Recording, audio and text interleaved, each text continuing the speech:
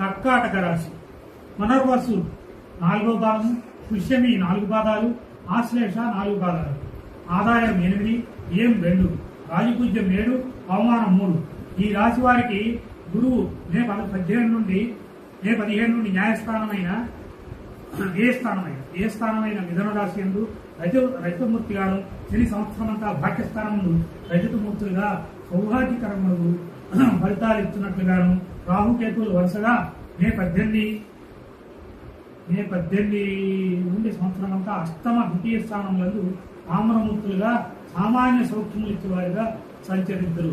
వీరికి అన్ని రంగాల్లోనూ విజయం, ఆదాయం ఉంటుంది, కొత్త ఉద్యోగం వస్తుంది, ఆన్లైన్ వ్యాపారానికి మేలు చేకూరుస్తుంది. విద్యార్థులు సవాళ్లను అధిగమిస్తారు. అందరి మన్నలను, ప్రేమలను, సంబంధాలను బలపడి విద్యార్థులు వాళ్ళు సవాళ్లను అధిగమిస్తారు.